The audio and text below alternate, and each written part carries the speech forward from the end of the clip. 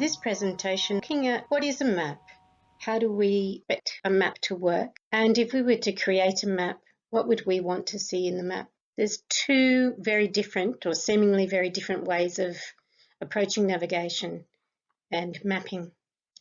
The first is very academic, where we set about the boundaries, look at contours and slope and scale. And the second way is the ancient approach that some people may have even forgotten how to use, the skills in reading a landscape. It comes from actually using landscapes. If you're not out there walking in a landscape, digging, having to manage erosion, having to find the quickest way across a landscape, then you're not building those skills that we once would have depended upon. And the people that have instinctive skills would be able to recognize features in an academic format. So what is a map? What is a map to you? Here's a map that was developed in Ethiopia, and its purpose was to show relationships of the village to different resources. Here's another type of map, and this is a histomap, meaning the history of mankind in a particular region. And you can see the different powers, who was the dominant power at any one time. Here's another type of map, was trying to show relationships between different roles in a project. It's a social map. This is a type of mind map, and it shows you the different issues that arise from the core goals to achieve ease of movement. That was Claudia's goal in drawing this map. Here's a map that I would use using freeware that's called Trello. I'm mapping out my project, how I'm going to teach the different subjects. Here's another map which is more probably visually understandable. It's a nice 3D map, shows where the different features are.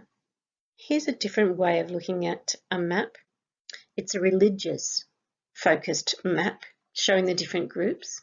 And you might think, well, physically these people are isolated, but religiously they're connected. The people in this area quite strongly connected to the people in this area. And perhaps the physical difference doesn't mean anything. They still can communicate and they still feel supported. Here we've got a map of the flow of ideas. And I love this video about a navigation chart. Look at that, you might just think it's an artwork. Made of sticks and shells and put together as mental maps of the Marshall Islands and the currents and the swells that link those islands. This is a map of the London Transit. If you were to use it for walking, you'd be quite frustrated at times because it's not like a paper map. It doesn't show you the distance between the stations. It shows you a rough direction, but you'll be very unlikely to be able to use it for pedestrian navigation.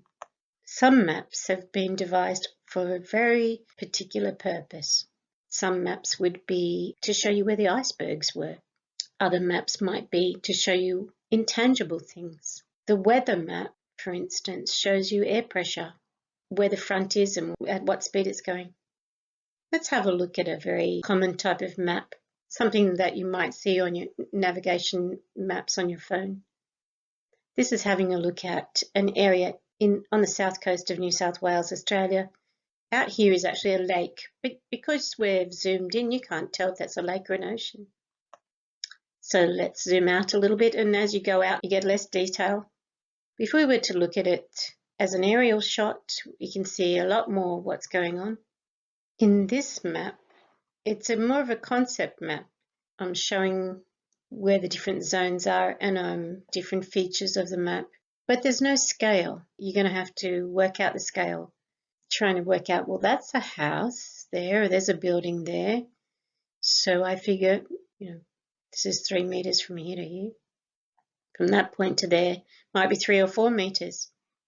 But it's still a map, it's a concept map. What matters is the features and how they interrelate.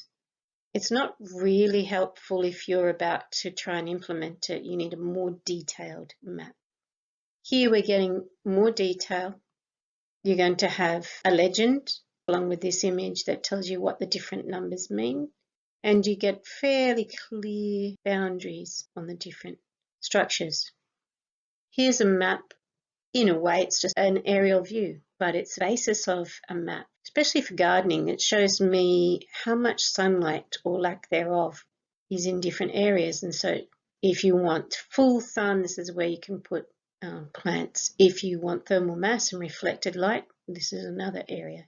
I found when I've been designing for people, I need to move my perspective in order to express different ideas. Here is an amazing resource. It's a sandbox with a projector, and you can play with it and really get to know how contours work. Can you see the contour lines in this model? So they can take a topographic map in the classroom, try to recreate the features by manipulating the sand. I can, take one mound, make it into 2 mounds. I can make it rain over the top of this, and I can see how the water flows down the sides of the hills. Push that material up in here. That water wants to go somewhere else. Now it's going to flow through this channel into our reservoir below. In summary, a map will help you plan what you're going to do, especially if you are wanting to change things within the space, such as where the water flows. The right map shows you what you're trying to find, but it also includes key elements so you can locate what you're trying to find in relation to, let's say, fences or a water tank or the house or the road. Maps are usually visual, but they can be in stories or songlines. Anyone can create a map, but expect to update that map as the changes occur, as the forest grows, as the water path moves. Maps also enable us to put goals into action. Here's a different way of looking at Australia. It's a New Zealand view of the world.